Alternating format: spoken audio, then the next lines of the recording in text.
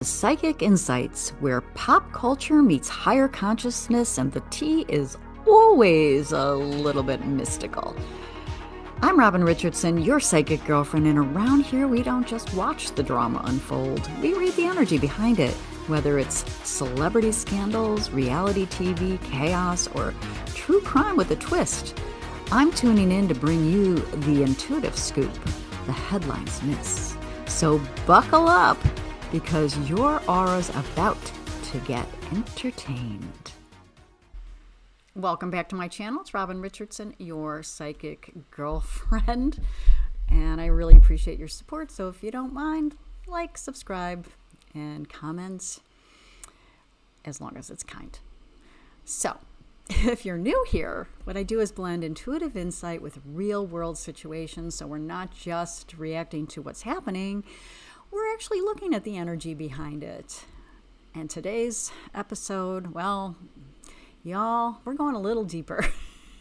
We're going to talk about the dynamic between Laura Owens, our girl Laura, and David Gingras, her on and off again attorney. I don't know. And it's not from a legal standpoint, but from an energetic one. And I was very curious about it, and a lot of people have been asking me about it. You know, because sometimes what's happening between two people tells you more about the situation itself.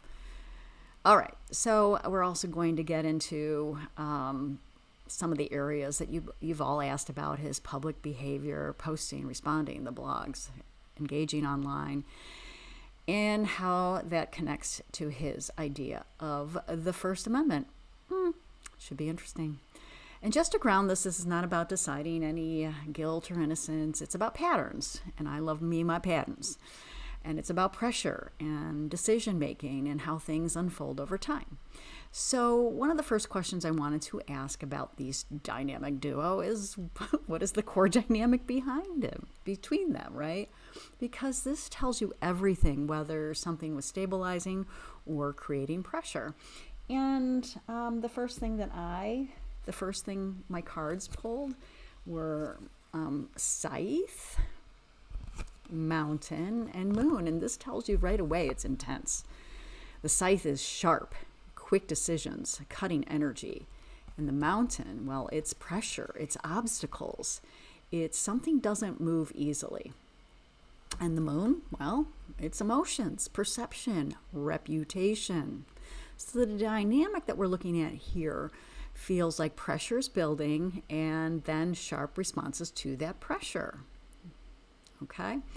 And it doesn't feel calm in any way, shape, and form. It's doesn't feel balanced. It feels like tension that influenced how decisions were made. So then we have to ask, well, what is his role? What role did David play in this dynamic? Because each person brings something very specific. And what we got was Whip, Rider, and Cross. All right, so let's start with the Whip, because it feels like repetition, intensity, and movement under pressure. The Whip is back and forth, sometimes conflict. The Rider is fast movement. And the Cross, well, it's weight, it's responsibility, it's burden. So his role feels like keep things moving, even under pressure. This doesn't feel like passive energy. It feels engaged, active, and carrying the weight of this situation. And then, of course, we have to ask, well, what is her role? What role did Laura play? And what I got was, where did it go? It's right here. We got Garden, we got Man, and Stork. All right, so this is public, relational, and shifting, because the Garden is definitely visibility, and the Man reflects the connection between them, and the Stork is change. So her role feels like bringing things into the public space and pushing movement. This is energy that made things more visible and more dynamic. So then I asked, well, where were they aligned and where were they not? And what we got was clouds and clover and heart. And this is mixed. Okay, this is mixed. Clouds is confusion. Clover is opportunity. And heart is emotional alignment. So yes, there was alignment, but it wasn't stable. It feels like moments of connection inside an overall lack of clarity. All right. So the next question I ask, and I think everyone should ask this if they do a reading about a relationship or about themselves, okay? It's one of my favorite questions. What was the biggest blind spot in this dynamic? And what we got was sun, coffin, and key. And this is powerful because the sun, as we know, is clarity. The coffin is something needing to end or shift, and the key is truth, inevitability. So no wonder that this is the biggest blind spot. Truth. So the blind spot feels like not recognizing when something needs to close. There's an energy here of continuing forward when clarity was actually pointing towards change. Then I asked, did this dynamic escalate or stabilize the situation? I thought, no. But we have to ask, right? So we got the dog, and we got the letter, and we got the child. And this feels like loyalty, communication, and something growing. So instead of stopping things, this dynamic feels like it continued something. This is progression energy, not stabilization. Okay. Their energy wears me out a little bit. All right. So the final question, well, one of the final questions was, what is the lasting impact of this dynamic? And we got bouquet, we got stars, and we got book. This is visibility, attention, and ongoing discussion. And the book tells me this isn't fully revealed yet. The book is always sort of secrets revealed. Secrets are coming. There's more knowledge to be had. So it doesn't feel finished. It feels like something people continue to look at, to talk about, and to uncover. All right. Now, this is where it gets kind of interesting, all right? Because a lot of you asked, why step into the public conversation at all? What drove the decision to engage publicly instead of staying behind the scenes? And this is in reference to our friend David. All right, and what we got was Tower, Fox. Oh, where did my birdies go? Well, we got Tower, Fox, and birds. I don't know what I did with my birds. But if you've seen the cards before, you know what they look like. They look like birds.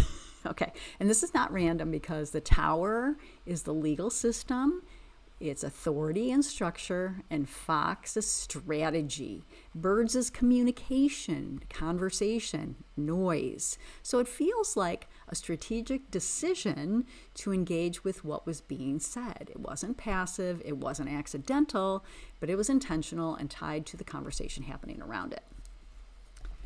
All right.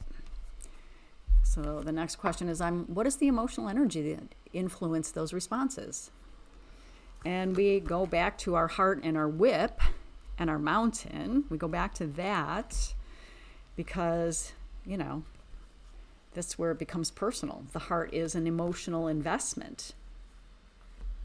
The heart is emotional investment, and whip is tension. It's repetition. And the mountain is pressure. Okay, so the mountain is pressure. So this feels like something that became personally charged over time. It's not neutral energy. And the pressure continues to build. And the responses are coming from that place. And you can see that in his reactions, right? So what was the impact of engaging publicly? Well, we got the garden and the sun and the clouds, and that's amplification. The sun is visibility and the clouds is confusion. So this didn't quiet anything down. It made things more visible, more discussed, and more complex. And this is what directly connects to the question of the First Amendment, because on the surface, it can feel contradictory.